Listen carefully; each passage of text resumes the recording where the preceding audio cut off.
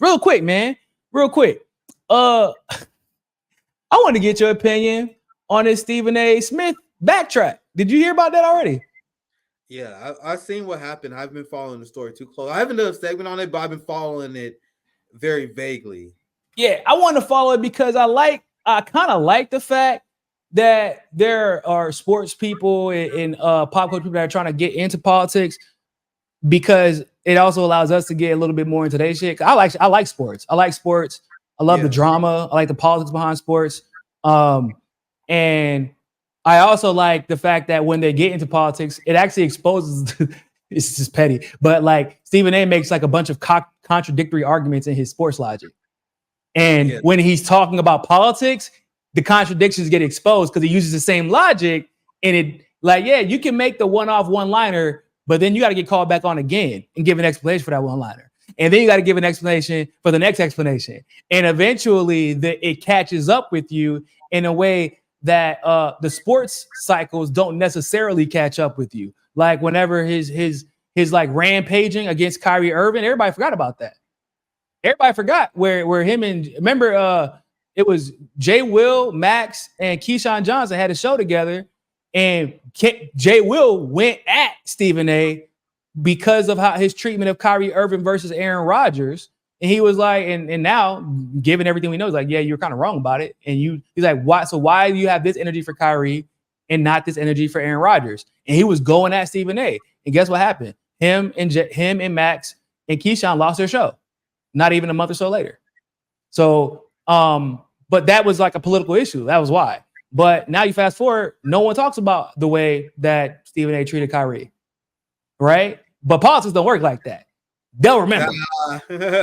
Yeah, they'll remember. They you know, it can be like sports where people's attention spans can be a little bit short, but it ain't that goddamn short. You can't say, especially in the middle of election season. It's like you say something at the beginning of the playoffs, you better keep that same energy at the end of the playoffs. Well, you're in the middle of political playoffs, Stephen A. And when you say something, you better say it with your chest. And when people come at you, because he always says, I stand on my business. I stand on my 2 feet. If I said something, what he said, if I said something, I meant that. You know damn well I meant that. Okay, well, we're gonna see what you meant.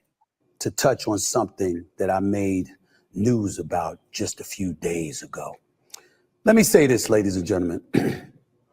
Accountability is where everything needs to begin in this world.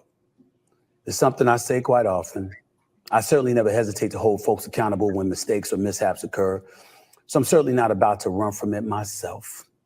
I'm fully aware that I've been in the news over the last few days, paraded all over social media. We know that Stephen A. Smith knows he was in the goddamn news. Stephen A. Smith knows everything that was ever said about it. He's like, I know you guys probably seen me getting dragged. As well. At the comments I made during my appearance. No, he got caught up. He got caught up, bro. For real. It's on Fox News' Hannity last week with the one and only Sean Hannity himself. And I'm fully aware of the outcry that has ensued because of it. A lot of folks in Black America seem pretty pissed at me right now, from friends and loved ones to colleagues, contemporaries, and dare I say, even the NAACP itself. Quite a few folks were put off, if not flat out offended, after my words were interpreted as associating support for Trump from the Black community with all the legal issues he's facing. For that, I sincerely apologize. To be clear, my words were misconstrued. I'm stating right here for the record that my words were taken out of context. No, they weren't taken out of context. And what's crazy, so here's what's crazy, Nick. He wasn't wrong. He literally was not wrong. What he was explaining was like, they were trying to understand why the Black community is leaving Biden and going to Trump. And what he was trying to do was contextualize the situation from the average Black American, which is he's saying that the justice system is constantly doing Black Americans wrong. And because now it's happening in front of the world with Trump, because he is like, they are literally using the justice system to weaponize against and weaponizing it against Biden's political opponent. A lot of Black Americans can relate to that. Like, there's nothing that you can do to win. because it was built against you. What Stephen A. Smith said wasn't actually wrong. It is what it is. You're like, oh, are you trying to say Trump is like black people? No, we didn't say that. Nobody said that. No, but hey, look, don't try to come over here. It ain't for the faint of heart, Stephen A. Is what I'm telling you. It ain't for telling it. It ain't for the fact. What do you think? Do you feel like his words were taken out of context? And do you feel like what he actually said was pretty accurate from a general standpoint? I just love how his video essentially is like, I know you guys probably heard me getting cooked. So I'm about to explain. Yeah, my family gave me too, man. I've been getting cooked, man. I'm about to explain why I've been getting cooked. Now, so the whole premise of the video is hilarious to me. Regarding his comments, I used to be a big ESPN head. I used to be one of the people that have ESPN on all the time. And I look back at it and I have no idea how I used to do it. I find it very mind-numbing now. Listen to a lot of these sports commentators because the more you learn about they got rid of anything that had any level of like thoughtfulness to it. So there's that. Yeah, to that point, I was literally just about to bring this up. I don't know if the product, this is what most people believe, got significantly worse, or maybe I just evolved. Because I used to watch ESPN a lot in like the early 2000s, back when I used to play basketball hardcore. I was really into sport. I was obsessed with it. So I'll be one of the people that'll come home, sports center be on the background no matter what I'm doing.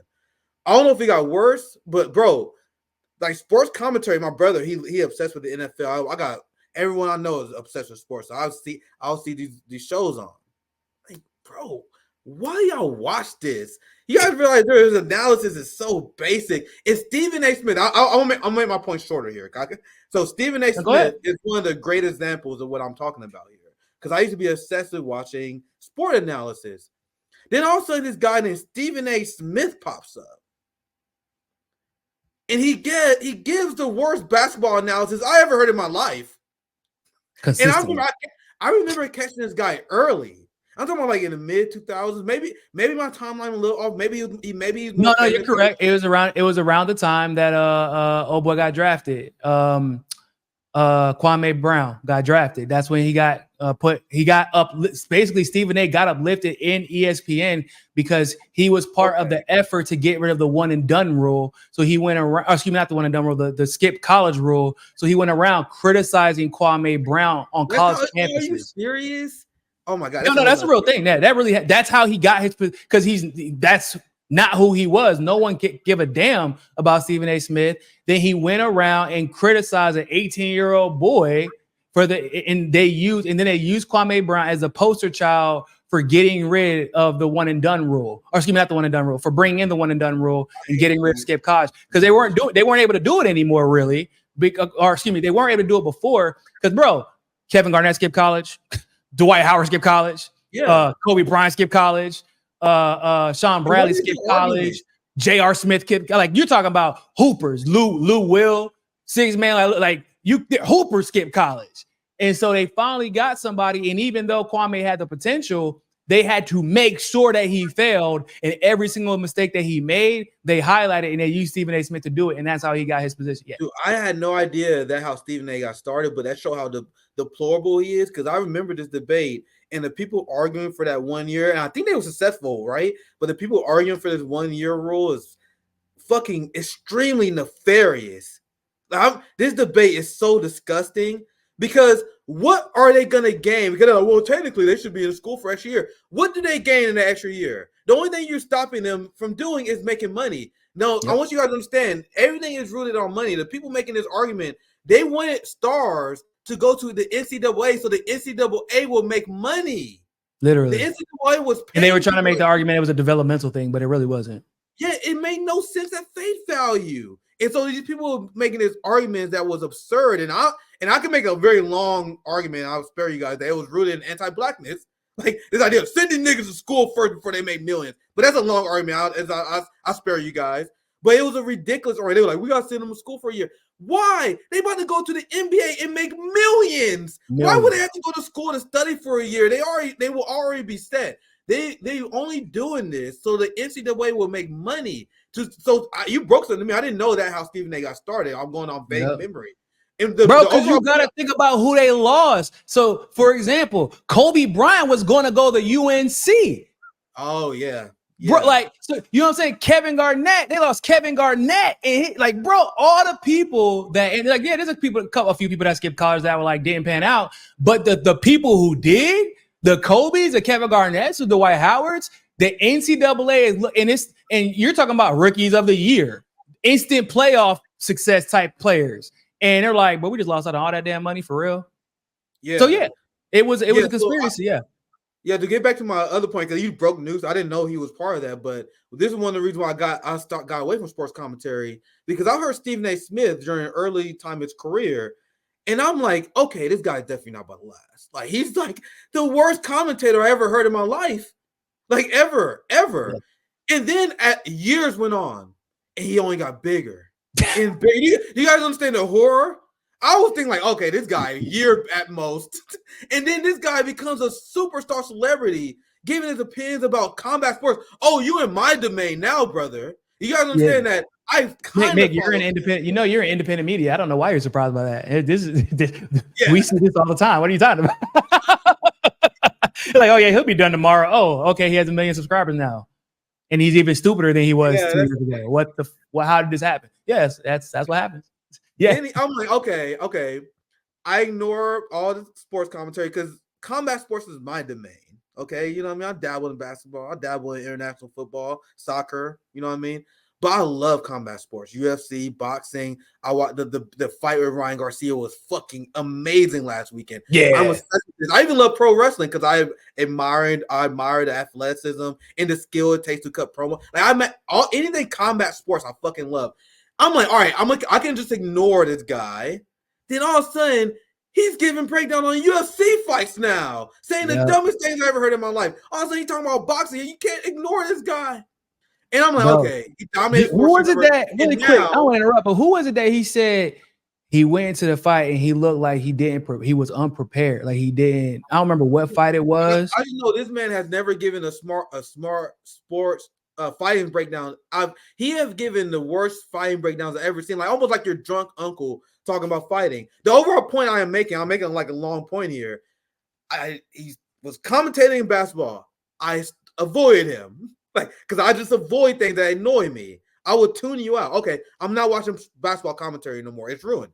Then he get into combat sport. Okay, I'm fucking done with him now. Now he's getting into politics. So the fact, and there are all these black people that was upset, and I know I went very long because this is my reaction to your original question you asked a long time ago. But I mean, it's important context. It's very important context to know. Yeah. So there was all these black people upset because Stephen A. Smith said stuff about politics. You guys realize I'm more upset at you guys for listening to Stephen A. Smith than I am at Stephen A. Smith, right? Why the fuck? And I had a tweet where I said it's like a few weeks ago when he was in the news. I'm like, bro, the fact that you guys listen to this guy for politics is already a nail. Because I don't blame him. Of course, he's branching out.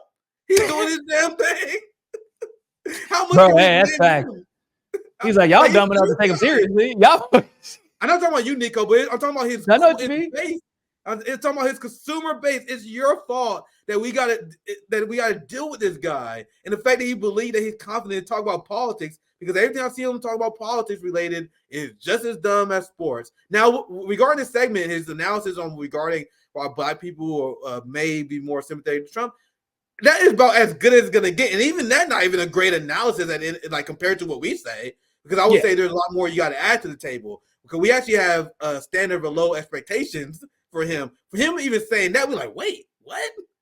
Yeah, you're not gonna actually explain how black people, majority of them don't support either party because most of them are disenfranchised. There's only a small sliver, around about 50-60%, that actually vote Democrat. Actually, less than that, like 40% that vote Democrat. There's a large, complicated analysis that go way past Stephen A. Smith brain that we say all the time on your channel and RBN. But because the expectations for him is so low, even him saying this, people are like, yeah, that's pretty decent. So that's my very long take on that. It was decent. Like it's about hell, I can't even say a surface level. It's a little bit, but it was actually probably the most profound political analysis that Stephen A. has ever given. That's a pretty damn sad thing to say, but like, Yeah, it ain't gonna get better than that. But what he probably should have said, like, first of all, let me just say, because Stephen A is actually not good at receiving criticism, right? The moment that his black card gets checked, this man freaks out. It happens every time. It happened with the Kaepernick situation, happened with the Kyrie Irving situation. It's happening now. Like, he got to do a whole response. Well, I don't give a damn. Like, oh man, I had people that didn't like what I said. Okay, welcome to fucking politics, bro. Like, yeah, you're gonna say some shit that people don't agree with. My thing is, in this moment, this is where you educate people. Because what you could have done is said, well, here's why people feel like this. And here is the acts. So, for example, this isn't a trend that only recently started. This actually started during the last election, where Trump increased his voter demographics amongst every single base, including black people. Don't get mad at me because of the numbers. These are the facts.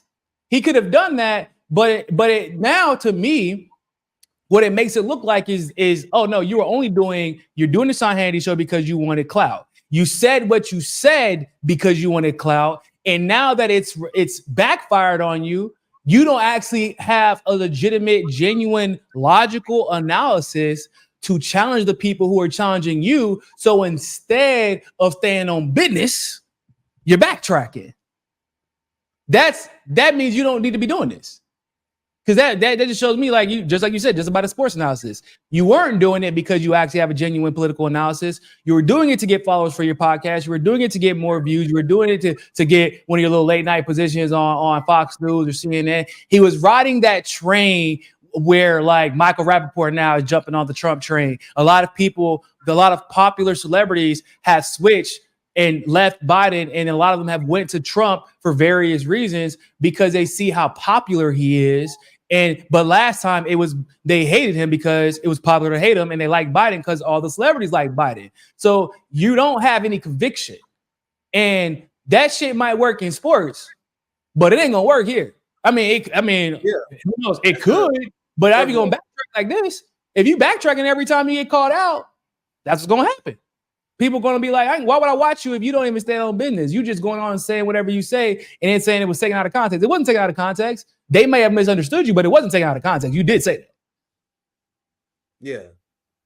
But once again, it's this completely different thing. And I think more than anything, he don't really care that people are upset at his opinion. He's a business person. He don't want to lose his revenue share. He don't want to lose potential customers. And whenever people freak out about his comments, that's what you think about. That was, oh man, I gotta put out this comment so people will continue to watch my show. So yeah, I will never understand him. Like watching. I guess it's like the same argument you can make with Cenk Uygur. Watching the rise of these people is so baffling because I saw the rise of Stephen A. Smith happen in slow motion, fam. Yeah. And I was like, no, stop, guys, please. Oh god, they really about to make this guy famous. They did. They did. It's a race to true mediocrity and it's a race to mediocrity. Yeah. And that's ain't a meritocracy, it's a mediocricy. There you go. Yeah. That ain't get down the shirt, man. This shit ain't a meritocracy, it's a mediocrity. Bro, and that like with whenever they fired Max Kellerman and his excuse, because he did the same, bro. It's funny because he actually did the same thing that Candace Owens did. Ben Shapiro did when he fired Candace Owens, when he was like, I don't want to talk about it, but let me go on this tour around the sports media world and talk about it. Yeah, man, we just weren't clicking. Like, he's like, oh, did y'all numbers fall? No, actually they were higher than ever.